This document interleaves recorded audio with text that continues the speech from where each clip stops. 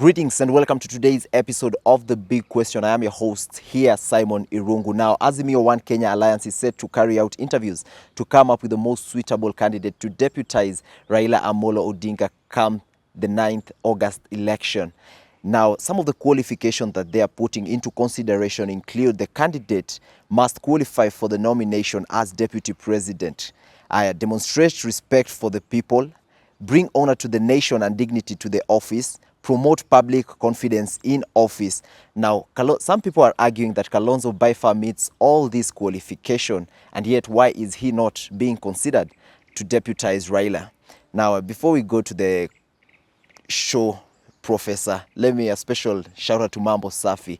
Some of you might be asking, what is Mambo Safi? Mambo Safi is a laundry and cleaning services company located in Kitengela. Now, what do?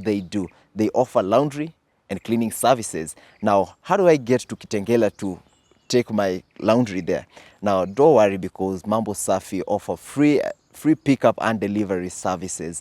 Now, in case you have any dirty carpet, dirty sofa set, all you need to do is to contact Mambo Safi. The description is down below. Now let's get to the question for today, Professor. Should Lonzo be considered for the deputy position? And even before you answer that, is there anyone who outshines Lonzo Musyoka? First of all, Lonzo is not qualified. Lonzo is overqualified. Okay. Yeah, he's overqualified. But so are others on the list. The people being mentioned.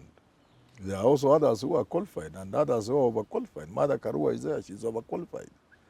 There are others, Peter Kennedy is there. So really, I don't think there will be any pretender being interviewed. The people who will be shortlisted are Kenyans who are qualified. Yeah. Now what I'm asking is there anyone in specific that is overqualified more than Lonzo Musyoka? It depends on what you look for. I don't know what you'll be looking for.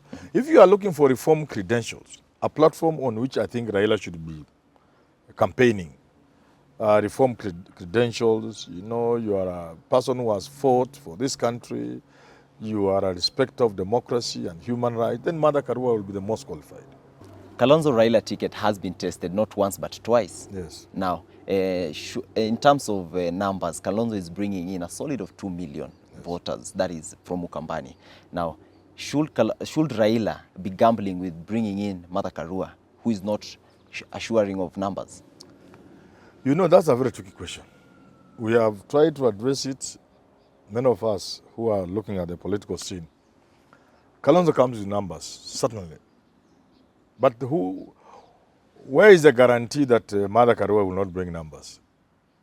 There's no guarantee. There's a possibility that she also bring.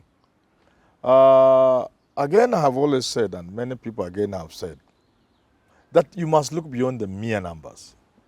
There are many other factors to consider. Kalonzo may bring numbers and that's all. But numbers is what all you need in No, winning it's an not election. all you need. It's not all you need in this particular election. You could have the numbers, but it not do very well. You see, I view this situation as very difficult for Raila Odinga. Kalonzo comes with numbers, but he needs the goodwill of Uhuru and his team. So that goodwill is equal to the numbers, if not more. It's much more important to Raila than even the numbers.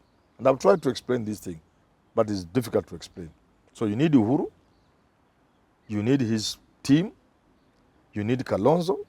Kalonzo comes with the numbers. Uhuru will bring numbers, but he also brings goodwill. It's a question of Raila balancing. What does he need most? Okay, now in a funeral, in Ukambani funeral for the UDA's chairperson, that is Mudhama's daughter, the Kenya Kwanza candidates were wooing Kalonzo Musyoka to join their camp. Now, is there a possibility of Kalonzo moving or crossing over to the other side? Well, what they did was normal, although it is cheap.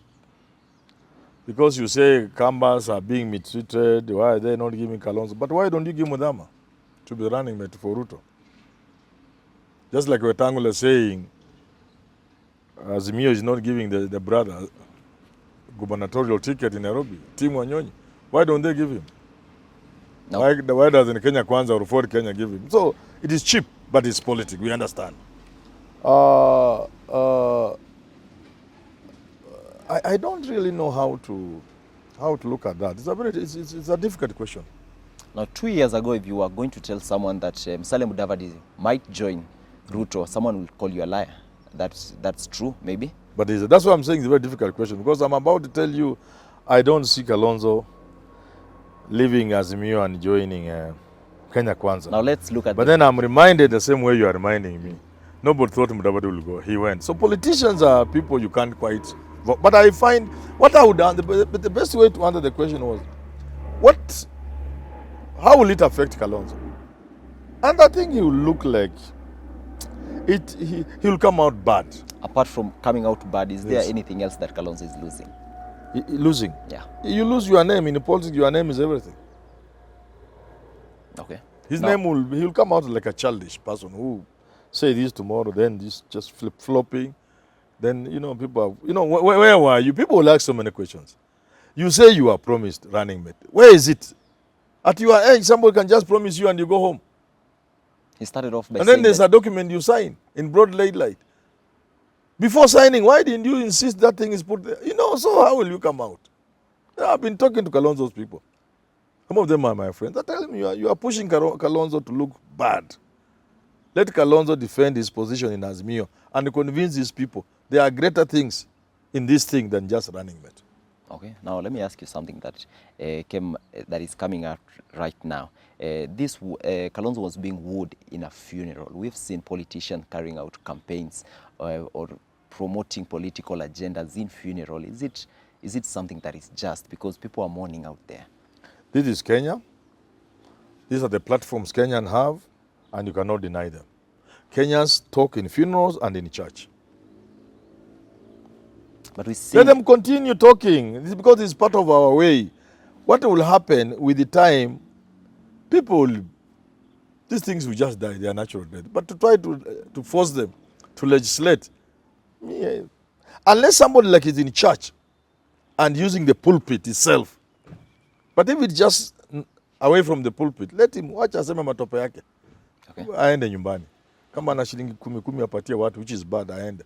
Equally, in funeral, it's up to you as a person to measure what you say and where you are. People are hurting. People are in a somber mood. People have lost a loved one. If you think that's the time, the place to say things and people cheer you and clap, then that's your problem.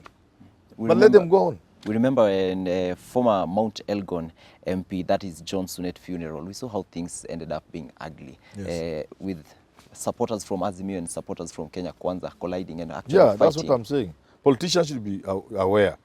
Let's not legislate. Let's not even stop anybody. Just appeal to your own sense of maturity. So is it a place where I want people to clap for me? If the answer is yes, go ahead, let them clap for you. Okay. Let them cheer you. But as the people are cheering you, you think you are coming up very well. But there are a number of people who are saying you are foolish. How foolish can you be? Kuja omboleza na watu, sema pole, sema tulitembea na huyu mtu, tukakaa na hivi, tukafika mahali wapi na wapi na wapi. He's a good man, blah, blah, blah. Rest in peace and pole to the family and sit down. Okay. Now let's go back to Kalonzo's conversation now. If Kenya Kwanza manages to bring him to their camp, yes. Now what does it mean for Raila? Of course he will lose, that will be some kind of hemorrhage. He will lose sizable Kamba votes, and that will injure his campaign. Yeah. It will injure his campaign. Yes. Now, doesn't that put Ruto almost to a winning platform? But I have not said it's fatal. You are wounded, but you have not died. It's just you are a still wound. in the race. It's just a wound. Yeah, you have not even been put on the bench. You are still playing with some injured kidogo, some slight limp, but you are playing. And you can score and win and get a cup. Okay, now let's reflect back in 2013, 2017. Yes. The election the campaigns were carried out by Kalonzo and Raila. Yes. Now, if he managed, as people are saying that he managed to win the election, yes. Then why is it different this year that he's not considering Kalonzo? Well, I'm told this Kalonzo question is very tricky. You know, dynamics. In politics, we talk of dynamics. Things are not static. Things change. Interests change. You get new friends. So Uhuru has come in as a new partner, as a new friend. You must look at the game differently. What you are telling me would have been the case if Uhuru was not on the side of Raila. then it will be automatic that Raila will go for Kalonzo. Automatic. They will just be fighting over who will be the presidential candidate and not whether there should be a pair. No, that will not be the issue. But things have changed. The dynamics now have brought in Uhuru on the side of Raila. So now you must navigate that issue with that in mind. Now there's Kalonzo, there's Raila, there is Uhuru. So it's complex. It's not simple. Okay. Now, some people are arguing and saying that it is a reverse psychology from the Kenya Kwanza team, promoting that Raila should pick Kalonzo as the running mate, knowing well that they are going to lose the election. From where you're standing, how do you see this? Who is going to lose the election? If Raila is to pick Kalonzo as running mate, then he will lose. Then he will lose. Now, that is something that they are I trying also to don't promote. want to be very sure that if he picked Kalonzo, he would lose. I'm not so sure. Neither am I so sure that if he picked him, he'll win. All I'm sure of is this game is big. And it's not as simple as Raila picking Kalonzo. That is simplistic. This thing is too complex to be reduced to the issue of you either pick Kalonzo or you lose. That is cheap. No, and that's not to say that Kalonzo has no value. But it's simple to say this game is more complex than that, than reducing it to either Kalonzo or none. No, that is cheap and simplistic. And it will not sell. Now, let me ask you this. Now, how does Raila satisfy all these candidates who are seeing this position of the deputy position? The only way Raila will satisfy everybody is to pick one of them. Like If picking people are competing for a girl, a man picks and take her to the house. That's the end of the story.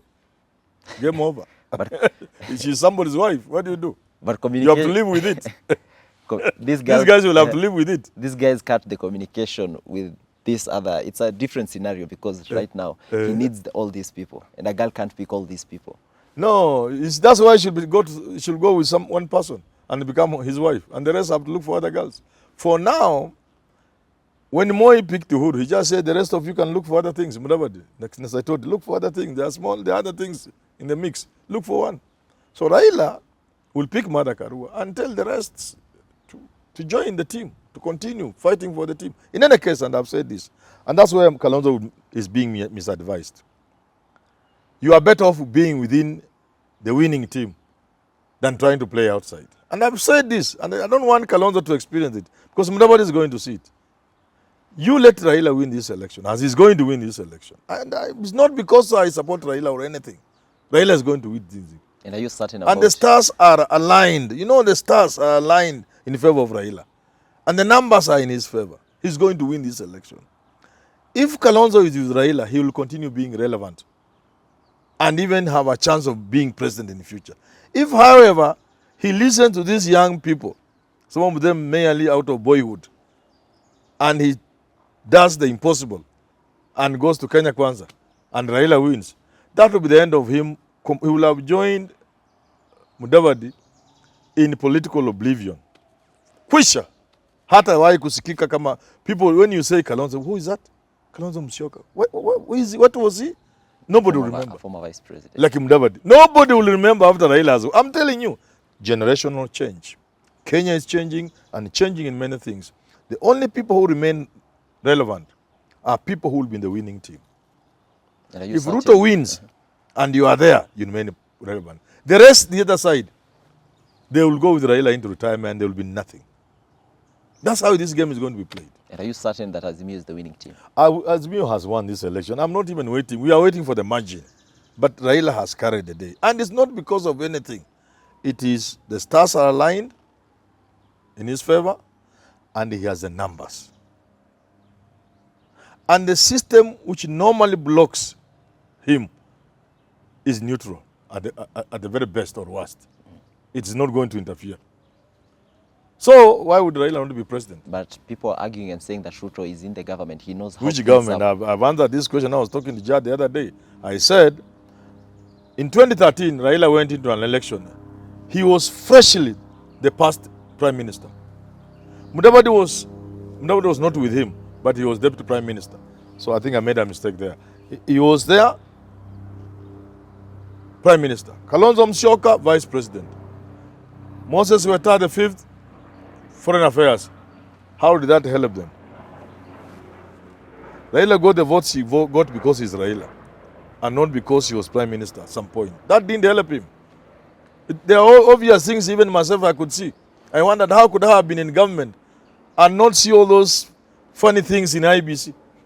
How? How? So even Ruto, he may think he's in government. Government is government. Serikali is serikali. So what are you implying? Serikali is the president? The serikali, of course. It is the president and people even deeper than the president. There are people who call the shots. Sometimes in some countries, the president is a mere consumer. He's not even the deep state. And a Tiamuri, a deep state. It depends on arrangements of deep state. Different places have different forms of deep state. But basically, you can be a minister, but you are not even a minister. Okay. Because once you have finished the cabinet, you go home. 3 people are called. That's why it's called the kitchen cabinet. As they do coffee in the kitchen. So wale wajinga walikuwa nasema nini, okay. So wamepitisha, no, that is okay. The cabinet position is this, but we shall circumvent that by doing this. Everywhere, even in a family, there's deep state. In a school, there's deep state. The deputy principal may have nothing to do with what the principal knows. The principal may be working with another 1 or 2 teachers on the staff. Ask teachers the deep state of the school. In an organization, the CEO may even just be a figurehead.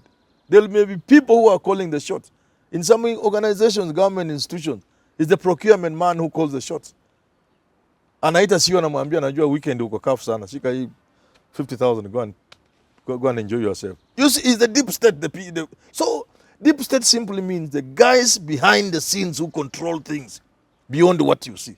So it's quite possible even Uhuru himself may be a mere pawn in the game. It's possible.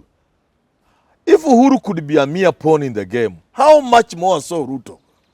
That's the point I'm making. Okay. You're also on record saying that there is no deep state. Now you're saying there is No, deep state. you see, Where do you stand, I don't Professor? think I've said there's no deep state. You have said there is no unless deep you state. didn't understand what I said. I said there's no deep state. Yeah. I have said deep state is not something you can define.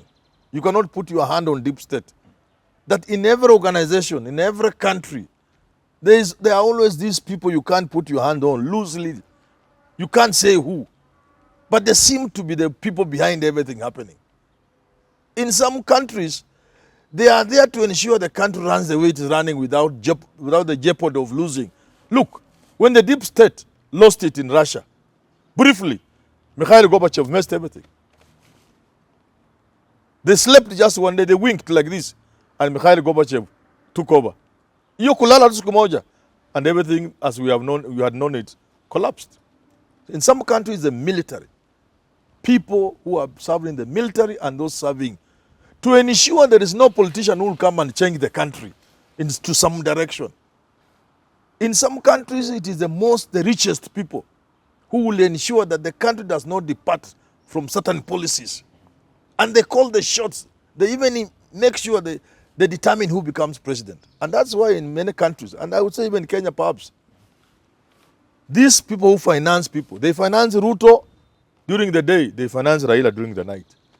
Others finance Raila during the day, they finance Ruto during. This is how they work. So these are things that people must accept work.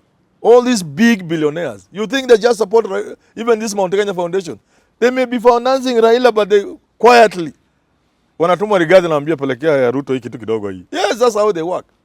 So deep state is not anything you can explain or define or say who in your deep state, who in your deep state. Sometimes like in South Africa, the Gupta family, they had power people couldn't understand. How?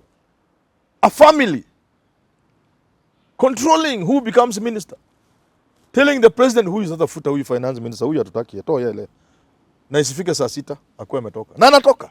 You see what I'm saying? Yeah. So there's always some form of deep state or the other. All right. Now, as we wind up, let's bring back the conversation on track. Yes. And let me ask you once again, should Kalonzo be considered for the deputy He should be position? considered. As to whether he'll be given is another story, but he should be considered. He's more than qualified. Raila with Kalonzo brings a lot of things other than the numbers. Kalonzo also breaks the Kikuyu Kalenjin. Because Raila is not Kikuyu, is not Kalenjin. But if he brings his running mate as a Kikuyu, that question is not answered. It is still hanging in the air. And therefore, if he brought Kalonzo, it breaks that tie of Kikuyu, Kalenjin, Kikuyu. So Kalonzo brings a lot of benefit apart from the, and then stability. Then a person you have worked with, you know each other, the chemistry is there. So Kalonzo is more than qualified for this job. But so is Mother Karua. She's also more than qualified. So it's for Raila to pick. Atupadia Kenyans, I'm giving you Mother Karua. Okay, let's wind up the conversation with that. Well, that was the question on whether Kalonzo should be considered for the deputy position. I don't know what you think about that. That was just but Professor's opinion. Well, till you do have the next episode of The Big Question, enjoy the rest of your day.